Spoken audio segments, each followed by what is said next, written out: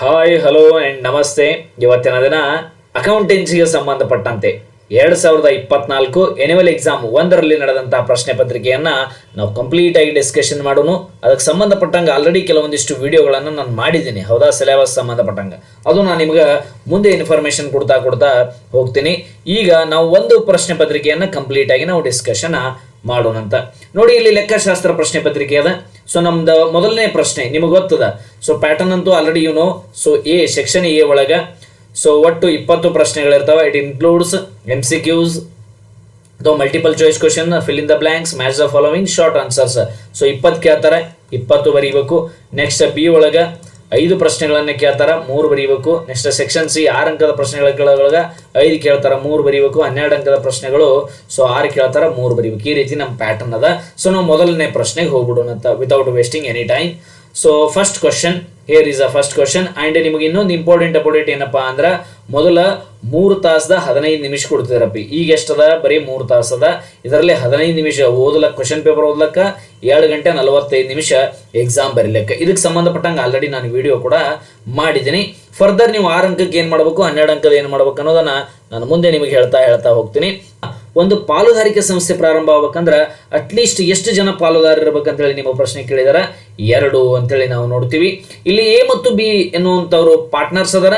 Profit ಅನ್ನ 3:1 ಹಂಚಲಾಗುತ್ತಾರೆ. C is admitted for 1/4 share. What is the sacrifice share of A and B ಅಂತೇಳಿ ಅಂದಾಗ ಮೊದಲು ಏನಿರ್ತದಲ್ಲ ಅದನ್ನೇ ಅವ್ರು ಏನು ಮಾಡ್ತಾರೆ ಅಂದ್ರೆ ಸ್ಯಾಕ್ರಿಫೈಸ್ ಮಾಡುವಂತ ಕೆಲಸ ಆಗ್ತದ. ಮುಂದೆ 3ನೇ ಪ್ರಶ್ನೆಗೆ ಹೋಗೋಣ ಅಂತ. ಇದನ್ನೊಂದು ಸ್ವಲ್ಪ ಇದ್ರ ಮೇಲೆ ಕೇಳ್ತಾರೆ ನೋಡ್ರಿ, ಅಕೌಂಟಿಂಗ್ ಫಾರ್ ಶೇರ್ ಕ್ಯಾಪಿಟಲ್ ಅಂತೇಳಿ. ಇದ್ರ ಮೇಲೆ ಒಂದು 12 ಅಂಕಕ್ಕೆ ಬರುವಂತ ಸಾಧ್ಯತೆ ಇರ್ತದೆ. ಸೊ ಹಂಗಾಗಿ ಇದನ್ನ ನಾವು ಸುಮಾರು 9 ಜರ್ನಲ್ ಎಂಟ್ರಿಗಳು ಕೇಳ್ತಾರೆ. 9 ಜರ್ನಲ್ ಎಂಟ್ರಿಗಳಲ್ಲಿ ನಾವು 12 ಅಂಕ ತಗೋತೀವಿ. ಒಂದು ಜರ್ನಲ್ ಎಂಟ್ರಿ ಮೇಲೆ ಏನೋ ಪ್ರಶ್ನೆ ಕೇಳಬಹುದು, ಅದು ಏನಾಗಿರುತ್ತೆ ಅನ್ನೋದು ನಾವು ಡಿಸ್ಕಷನ್ ಮಾಡೋಣ. ಸ್ವದೇಶ್ ಎನ್ನುವಂತಹ ಒಂದು ಕಂಪನಿ ಅದ. 10,000 ಇಕ್ವಿಟಿ, 1,000 ಇಕ್ವಿಟಿ ಶೇರ್ಗಳನ್ನ ಮಾರಿದಾರ. ಹಂಗಾಗಿ 10,000 ಇಂಟು 100 ರೂಪಾಯಿಗೆ ಮಾರಿದಾರ. ಹಂಗಾಗಿ ನಮಗೆ ಎಷ್ಟು ಬರಬೇಕು ಅಂತೇಳಿ ಅಂದಾಗ 1 ಲಕ್ಷ ರೂಪಾಯಿ ಬರಬೇಕಪ್ಪಿ, simple. Next, for non payment of first and final call ₹30. So 100 ರೂಪಾಯಿಗೆ ಒಂದು ಶೇರ್ ಅದಾವ. ಫೈನಲ್ ಕಾಲ್ ಎಷ್ಟದಪ್ಪ ಅಂದ್ರೆ, ಫೈನಲ್ ಕಾಲ್ ಎಷ್ಟದಪ್ಪಿ? 30 ರೂಪಾಯಿ ಅದ. Final call ಎಷ್ಟದ? 30 ರೂಪಾಯಿ ಅದ. On forfeited of shares. Forfeited share account will be credited by. Forfeited account credited ಎಷ್ಟಾಗ್ತದೆ ಅಂತೇಳಿ. It is from 7th journal entry. ಭಾಳ ಜನ ತಿಳಿಬಹುದು. ಇಲ್ಲಿಕಪ್ಪ ಅಂದ್ರೆ ನೀವು ವೇಟ್ ಮಾಡ್ಕೊಂಡು ಮುಂದಿನ ಕೇಳ್ಕೊಡ್ರಿ. ನೋಡಿ ಇಲ್ಲಿ ಎಷ್ಟು ಚೆನ್ನಾಗಿದೆ ಅಂದ್ರೆ, ಒಂದೇದು ಶೇರ್ ಕ್ಯಾಪಿಟಲ್ ಅಕೌಂಟ್ ಅಂತೇಳಿ ಹಾಕೋತೀವಿ 7th ಜರ್ನಲ್ ಎಂಟ್ರಿ ಒಳಗೆ. ಶೇರ್ ಕ್ಯಾಪಿಟಲ್ ಅಕೌಂಟ್ ಎಷ್ಟು ಅಂತೇಳಿ ಅಂದಾಗ 1,000 ಇಂಟು 100. ಸೊ ಎಷ್ಟು ಬರ್ತದೆ ನಮಗೆ? 1 ಲಕ್ಷ. 2 ಏನು ಅಂತೇಳಿ ಅಂದಾಗ 2 ಏನು? Share forfeited account. Share forfeited account and 2 first and final call account. 2 means credit. ಅವ್ರ ಪ್ರಶ್ನೆ ಏನು ಕೇಳಿದಾರೆ ನೋಡ್ರಿ, ಆನ್ ಫೋರ್ಫಿಟೆಡ್ ಆಫ್ ಶೇರ್, ಇದು journal entry. Forfeited of share, forfeited share account will be, forfeited share account will be credited by what ಅಂತೇಳಿ ಕೇಳಿದಾರ. So forfeited account credited ಏನಾಗ್ತದೆ ಅಂತ ಹೇಳಿದಾಗ ನೋಡ್ರಿ, ಫಸ್ಟ್ ಅಂಡ್ ಫೈನಲ್ ಕಾಲ್ ಎಷ್ಟು ಹೋಗ್ತದ? 30 ರೂಪಾಯಿ ಹೋಗ್ತದ. 30 ಇಂಟು ಎಷ್ಟಪ್ಪ ಅಂದ್ರೆ, ಫಸ್ಟ್ ಅಂಡ್ ಫೈನಲ್ ಕಾಲ್ ಎಷ್ಟು? 30 ರೂಪಾಯಿ ಅದ. ಹಂಗಾಗಿ 30 ಇಂಟು 1,000 ಅಂತೇಳಿ ಅಂದಾಗ 30,000 ಆಗ್ತದ. ಹಂಗಾಗಿ ಶೇರ್ ಫೋರ್ಫಿಟೆಡ್ ಅಕೌಂಟಿಗೆ ಎಷ್ಟು ಹೋಗ್ತದ ಅಂತೇಳಿ ಅಂದಾಗ 70 ಇಂಟು 1,000 is equal to 70,000. ಇದು 7ನೇ ಜರ್ನಲ್ ಎಂಟ್ರಿ ಆಗ್ತದ. ಅಕೌಂಟಿಂಗ್ ಫಾರ್ ಶೇರ್ ಕ್ಯಾಪಿಟಲ್ ಮೇಲೆ ನಾನು ಕಂಪ್ಲೀಟ್ ಒಂದು ವಿಡಿಯೋನ ಮಾಡ್ತೀನಿ 12 ಮಾರ್ಕ್ಸ್ಗೆ. ನೀವು ಪ್ಲೇ ಲಿಸ್ಟ್ ಅಲ್ಲಿ ಚೆಕ್ ಮಾಡ್ರಿ. ಡಿಸ್ಕ್ರಿಪ್ಷನ್ ಅಲ್ಲಿ ಕೂಡ ನಾನು ಇನ್ನು ಎಲ್ಲವನ್ನ ಕೊಟ್ಟಿರ್ತೀನಿ ಡೀಟೇಲ್ಸ್. ಸೊ 4ನೇ ಪ್ರಶ್ನೆ, current liabilities are paid with in 12 month. 12 ತಿಂಗಳ ಒಳಗಡೆ ಏನ್ ಮಾಡ್ತೀವಿ ಅಂದ್ರೆ ನಾವು ಪೇಡ್ ಮಾಡ್ತೀವಿ, ಅದನ್ನ ಕರೆಂಟ್ ಲೈಬಿಲಿಟೀಸ್ ಅಂತ ಹೇಳಿ ಕರೀತಾರೆ. Comparative statement are also known as dynamic, horizontal, vertical and external ಅಂತ ಹೇಳಿ ನೋಡ್ತೀವಿ. ನೋಡ್ರಿ, ಕಂಪ್ಯಾರಿಟಿವ್ ಮಾಡುವಾಗ ಹಿಂಗ್ ಮಾಡ್ತೀವಿ. ಕಂಪ್ಯಾರಿಟಿವ್ ಮಾಡುವಾಗ 1 ಇಯರ್ಕ 2ನೇ ಇಯರ್ಕ ಕಂಪೇರ್ ಮಾಡ್ಕೊಂಡು ಎಷ್ಟು ಬಂದ ನೋಡ್ಕೊಂಡು ನಾವೇನ್ ಮಾಡ್ತೀವಿ, ಪರ್ಸೆಂಟೇಜ್ ತೆಗಿತೀವಿ. ಹಂಗಾಗಿ ಎಚ್ ಹೆಂಗದ? ಹಿಂಗದ. ಕಂಪ್ಯಾರಿಟಿವ್ ಹೆಂಗ್ ಮಾಡ್ತೀವಿ? ಹಿಂಗ್ ಮಾಡ್ತೀವಿ. ಎಚ್ ಹೆಂಗದ? ಹಿಂಗದ. ಹಂಗಾಗಿ comparative analysis. Comparative statement is a horizontal analysis. Vertical analysis ಅಂದ್ರೆ ಏನ್ರಿ ಅಂತ ಹೇಳಿದಾಗ, ಕಾಮನ್ ಸೈಜ್ ಮಾಡುವಾಗ ಮೇಲಿಂದ ಒಂದು ತಗೋತೀವಿ, ಡಿವೈಡೆಡ್ ಬೈ ತೆಳಗಿನ ಅಮೌಂಟ್ ಇಂಟು 100 ಮಾಡ್ತೀವಿ. ಹಂಗಾಗಿ ಇದು ಯಾವ ಅನಲೈಸಿಸ್ ಆಗ್ತದೆ? Vertical analysis. ಏನೋ ಜುಗಾಡ್ ಮಾಡೋದಪ್ಪ, ನೆನಪಿಟ್ಕೊಳ್ಳಕ್ಕೆ. Next, fill in the blanks ಇದೆ ನೋಡ್ರಿ. Under fixed capital method the amount of capital should be remains fixed ಅಂತೇಳಿ ನಾವು ನೋಡ್ತೀವಿ. ಫಿಕ್ಸ್ಡ್ ಕ್ಯಾಪಿಟಲ್ ಮೆಥಡ್ನಾಗ ಕ್ಯಾಪಿಟಲ್ ಬದಲಾವಣೆ ಆಗೋದಿಲ್ಲ. ಫ್ಲಕ್ಚುವೇಟಿಂಗ್ ಕ್ಯಾಪಿಟಲ್ ಮೆಥಡ್ದಾಗ ಕ್ಯಾಪಿಟಲ್ ಏನಾಗ್ತದೆ ಕೀಪ್ ಫ್ಲಕ್ಚುವೇಟಿಂಗ್ ಅಂತೇಳಿ ನಾವು ನೋಡ್ತೀವಿ. ಮುಂದೆ executor account is generally prepared at the time of death. So partner ಸತ್ತಂತ ಸಂದರ್ಭದಲ್ಲಿ ಎಕ್ಸಿಕ್ಯೂಟರ್ನ ಪ್ರಿಪೇರ್ ಮಾಡ್ತಾರೆ. ನಿಮ್ಗೆ ಹೂ ಈಸ್ ಎಕ್ಸಿಕ್ಯೂಟರ್ ಅಂತೇಳಿ ಪ್ರಶ್ನೆ ಬರಬಹುದು. Executor are legal representatives of deceased partner. ಯಾವ ವ್ಯಕ್ತಿ ಮರಣ ಹೊಂದಿರ್ತಾನಲ್ಲ ಅವನ ಪಾಲನ್ನ ಪಡೆದುಕೊಳ್ಳುವಂತಹ ವ್ಯಕ್ತಿಗೆ ಏನಂತೇಳಿ ಕರಿತೀವಿ ಅಂದ್ರೆ ನಾವು ಎಕ್ಸಿಕ್ಯೂಟರ್ ಅಂತೇಳಿ ಕರಿತೀವಿ. ನೆಕ್ಸ್ಟ್ ಡಿವೆಂಚರ್ ಹೋಲ್ಡರ್ಸ್ ಆರ್ ಏನು ಅಂತೇಳಿಂದ ಕ್ರೆಡಿಟಾರ್ಸ್. ನೋಡ್ರಿ ಇವ್ರು ಏನಾಗ್ತಾರ ಅಂದ್ರೆ ನಮಗೆ ಸಂಸ್ಥೆಗೆ ಕ್ರೆಡಿಟಾರ್ಸ್ ಆಗ್ತಾರ. ಇಲ್ಲಿ ಡಿವೆಂಚರ್ ಹೋಲ್ಡರ್ ಕೇಳಬಹುದಾರ, ನಾಳೆ ಶೇರ್ ಹೋಲ್ಡರ್ ಕೇಳಬಹುದು. Share holders are owners of the company, debenture holders are creditors of the company ಅಂತೇಳಿ ನಾವು ನೋಡ್ತೀವಿ. ಮುಂದೆ ಹೋಗೋಣಂತ. Next profit on forfeited share transfer to capital reserve. ಕೊನೆಯಲ್ಲಿ ಬರುವಂತಹ ಲಾಭವನ್ನು ನಾವು ಎಲ್ಲಿ ಕಳಿಸ್ತೀವಿ ಅಂದ್ರೆ ಕ್ಯಾಪಿಟಲ್ ರಿಸರ್ವ್ಗೆ ಕಳಿಸ್ತೀವಿ. ನೆಕ್ಸ್ಟ್ ಮುಂದಿನ ಪ್ರಶ್ನೆ, cash flow statement shows inflows and outflows of cash and cash equivalent. ಇಲ್ಲಿ ಅಲ್ಲೇ ಕೊಟ್ಟಿರ್ತಾರೆ, ಸ್ವಲ್ಪ ಥಿಂಕ್ ಮಾಡಿ ಇದು ಮಾಡಬೇಕು. ಕ್ಯಾಶ್ ಫ್ಲೋ ಸ್ಟೇಟ್ಮೆಂಟ್ ಇನ್ನೊಂದು 2 ಅಂಕದ ಪ್ರಶ್ನೆ ಬರ್ತದೆ. ಏನು ಅಂತ ಹೇಳಿದಾಗ ಯಾವ್ಯಾವ ಆಕ್ಟಿವಿಟೀಸ್ಗಳು ಬರ್ತಾವೆ ಕ್ಯಾಶ್ ಫ್ಲೋ ಮೇಲೆ ಅಂತೇಳಿ ಪ್ರಶ್ನೆ ಬರ್ತದ. ಯಾವ್ಯಾವ ಬರ್ತಾವ ಅಂತ ಹೇಳಿದಾಗ operating activity, investing activity, next financing activity. ಇನ್ನೊಂದು 1 ಅಂಕಕ್ಕೆ ಬರುವಂತ ಪ್ರಶ್ನೆ ಏನಪ್ಪಾ ಅಂದ್ರೆ ಪ್ರೊಸೀಜರ್ ಎದ್ರ ಪ್ರಕಾರ ಅದ ಅಂದ್ರೆ ಅಕೌಂಟಿಂಗ್ ಸ್ಟ್ಯಾಂಡರ್ಡ್ 3 ರಿವೈಸ್ಡ್ ಪ್ರಕಾರ ನಾವೇನ್ ಮಾಡ್ತೀವಿ ಅಂದ್ರೆ ಕ್ಯಾಶ್ ಫ್ಲೋ ಸ್ಟೇಟ್ಮೆಂಟ್ ಅನ್ನ ರೆಡಿ ಮಾಡ್ತೀವಿ. ಕ್ಯಾಶ್ ಫ್ಲೋ ಸ್ಟೇಟ್ಮೆಂಟ್ ಏನು ಒಳಗೊಂಡಿರ್ತದೆ, ಕ್ಯಾಶ್ ಇನ್ಫ್ಲೋ ಮತ್ತು ಔಟ್ಫ್ಲೋಸ್ ಆಫ್ ಅ ಬಿಸ್ನೆಸ್. ಆಕ್ಟಿವಿಟೀಸ್ ಯಾವುವು 3, operating activity, investing activity, financing activity. Procedure ಹೆಂಗಂದ್ರೆ ಅಕೌಂಟಿಂಗ್ ಸ್ಟ್ಯಾಂಡರ್ಡ್ 3 ರಿವೈಸ್ಡ್ ಪ್ರಕಾರ ಇರೋದು ಏನದಂದ್ರೆ ಪ್ರೊಸೀಜರ್ ಅದಂತೇಳಿ ನಾವು ನೋಡ್ತೀವಿ. Here it is. ನೆಕ್ಸ್ಟ್ ಹೊಂದಿಸಿ ಬರೆಯಿರಿ ಅಥವಾ match the following. So sacrifice ratio, so when it is calculated on account of admission. ಪಾಲುದಾರ ಅಡ್ಮಿಷನ್ ಆದಂತಹ ಸಂದರ್ಭದಲ್ಲಿ ನಾವೇನ್ ಮಾಡ್ತೀವಿ ಅಂದ್ರೆ ಸ್ಯಾಕ್ರಿಫೈಸ್ ರೇಷಿಯೋನ ಕ್ಯಾಲ್ಕುಲೇಟ್ ಮಾಡ್ತೀವಿ.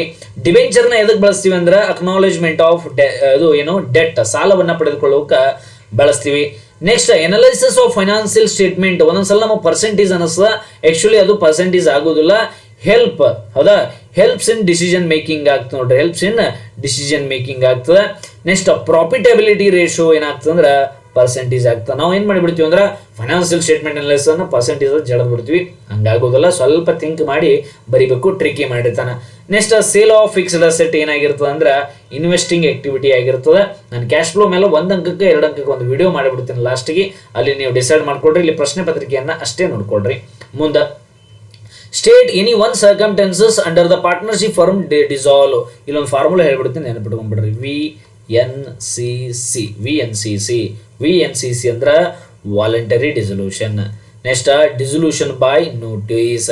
Next dissolution. ನೆಕ್ಸ್ಟ್ ಇನ್ನೊಂದು ಸಿ ಅಂದ್ರೆ ಕಂಪಲ್ಸರಿ ಡಿಸೊಲ್ಯೂಷನ್. ಇನ್ನೊಂದು ಸಿ ಅಂದ್ರೆ ಏನಪ್ಪಾ ಅಂದ್ರೆ ಡಿಸೊಲ್ಯೂಷನ್ ಬೈ ಕೋರ್ಟ್. ನೆನಪಿಡಬೇಕಾಗಿದ್ದೇನು VNCC. ವಿ ಅಂದ್ರ ವಾಲಂಟರಿ ಡಿಸೊಲ್ಯೂಷನ್, ಎನ್ ಅಂದ್ರ ಡಿಸೊಲ್ಯೂಷನ್ ಬೈ ನೋಟಿಸ್, ಸಿ ಅಂದ್ರ ಕಂಪಲ್ಸರಿ ಡಿಸೊಲ್ಯೂಷನ್, ಇನ್ನೊಂದು ಸಿ ಅಂದ್ರ ಡಿಸೊಲ್ಯೂಷನ್ ಬೈ ಕೋರ್ಟ್ ಅಂತೇಳಿ ನೋಡ್ಬೋದು. ನೀವು ಎನಿ 1 ಅನ್ನ ಬರಿಬಹುದು. 1 ಮಾರ್ಕ್ಸ್ ಸಿಕ್ಕಿದಾಗ 2 ಮಾರ್ಕ್ಸ್ ಸಿಕ್ಕಿದಾಗ 4 ಬರಲಿಕ್ಕೆ ಪ್ರಯತ್ನ ಮಾಡ್ರಿ. VNCC ಪೂರ ನೆನಪಿಟ್ಕೊಳ್ರಿ.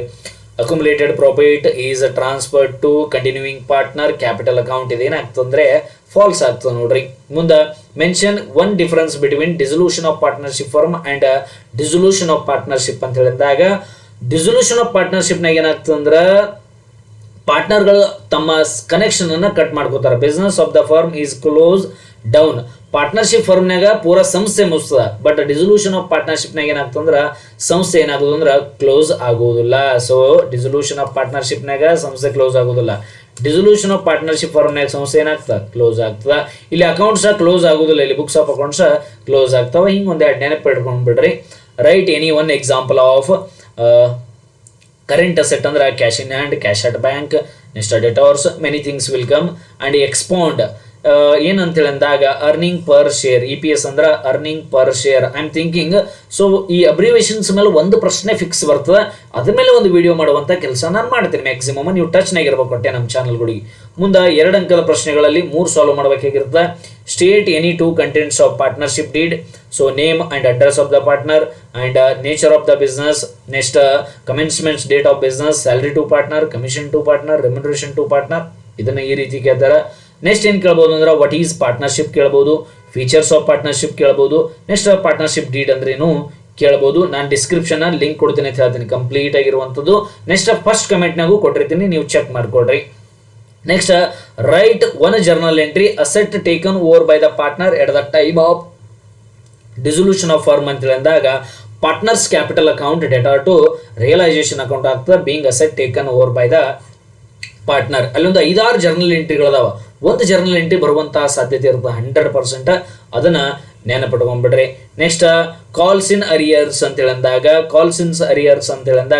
When a share holder fail to pay the amount due to the allotment or first and final call, such amount is known as calls in arrear.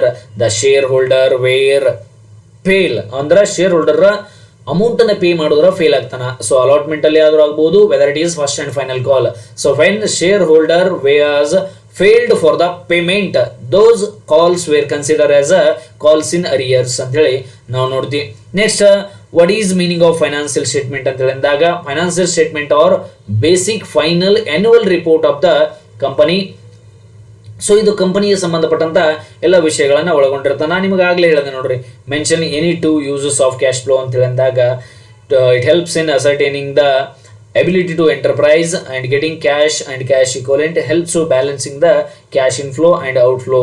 So ಈ ಪ್ರಶ್ನೆ ಒಂದನೇ ಇದರಲ್ಲಿ ಕೇಳ್ಯಾರ. 2ನೇ ಪ್ರಶ್ನೆಯಲ್ಲಿ ಕೇಳ್ತಾರೆ ಏನು ಅಂತ ಹೇಳಿದಾಗ ಆಕ್ಟಿವಿಟಿಗಳು, operating activity, investing activity, financing activity, ಇದು ಕೇಳುವಂತ ಸಾಧ್ಯ ಇರ್ತದೆ. ಸೊ 6 ಅಂಕಕ್ಕೆ ಬಂದಾಗ ಪ್ರಾಡಕ್ಟ್ ಮೆಥಡ್ ಕೇಳಿದಾರೆ. ಈ ಪ್ರಶ್ನೆ ಆಲ್ರೆಡಿ ಬಿಡಿಸಿನಿ, ನಾನು ಚಾನಲ್ ಒಳಗೆ ಅಪ್ಲೋಡ್ ಮಾಡಿದ್ದೀನಿ. ಪ್ರಾಡಕ್ಟ್ ಮೆಥಡ್ ಮೇಲೆ ಒಂದು ದೊಡ್ಡ ವಿಡಿಯೋ ಮಾಡಿದ್ದೀನಿ. ಗೇನಿಂಗ್ ರೇಷಿಯೋ ಮೇಲೂ ಕೂಡ ಒಂದು ವಿಡಿಯೋ ಮಾಡಿದ್ದೀನಿ ಆಲ್ರೆಡಿ, ನಾ ಪ್ಲೇ ಲಿಸ್ಟ್ನಾಗ ಕೊಟ್ಟಿರ್ತೀನಿ. ಡೆತ್ ಆಫ್ ಪಾರ್ಟ್ನರ್ ಮೇಲೂ ವಿಡಿಯೋ ಮಾಡಿದ್ದೀನಿ. ಸೊ 3 ಪ್ರಶ್ನೆಗಳು ಆಲ್ರೆಡಿ ಸಾಲ್ವ್ ಮಾಡಿದ್ದದ, ನೀವು ಜಸ್ಟ್ ಚೆಕ್ ಮಾಡ್ಕೋಬೇಕು. ನೆಕ್ಸ್ಟ್ ಫೈನಾನ್ಷಿಯಲ್ ಸ್ಟೇಟ್ಮೆಂಟ್ ಮೇಲೂ ಕೂಡ ನಾನು ವಿಡಿಯೋ ಮಾಡಿ ಆಲ್ರೆಡಿ ಅಪ್ಲೋಡ್ ಮಾಡಿದ್ದೀನಿ, ನೀವು ಚೆಕ್ ಮಾಡ್ಕೊಳ್ರಿ. ನೆಕ್ಸ್ಟ್ ಮುಂದೆ ಹೋಗ್ತೀನಿ. ಸೊ ಇದ್ರ ಮೇಲೆ ನಾನು ವಿಡಿಯೋ ಮಾಡ್ಲಿಕ್ಕೆ ಹೋಗಲ್ಲ ಆಲ್ರೆಡಿ, ಯಾಕಪ್ಪ ಅಂದ್ರೆ ನಿಮ್ಮ 4 ಪ್ರಶ್ನೆಗಳು ಬರ್ತಾವ. So then you can solve if it is needed, definitely I will do. Okay, next ಮುಂದೆ ಹೋಗೋಣ. ನಾವು 12 ಅಂಕದ ಪ್ರಶ್ನೆಗಳು ಅಡ್ಮಿಷನ್ ಮೇಲೆ ನಿಮ್ಗೆ ಸಿಗ್ತದೆ ವಿಡಿಯೋ. ನೆಕ್ಸ್ಟ್ ಇದನ್ನು ಚೂಸ್ ಮಾಡಬೇಡ್ರಿ. ಡಿಸೊಲ್ಯೂಷನ್ ಮೇಲೂ ಸಿಗ್ತದೆ, ಡಿಸೊಲ್ಯೂಷನ್ ಮೇಲೂ ಚೂಸ್ ಮಾಡ್ಕೊಡ್ರಿ, ಇದು ಈಸಿ ಅದ.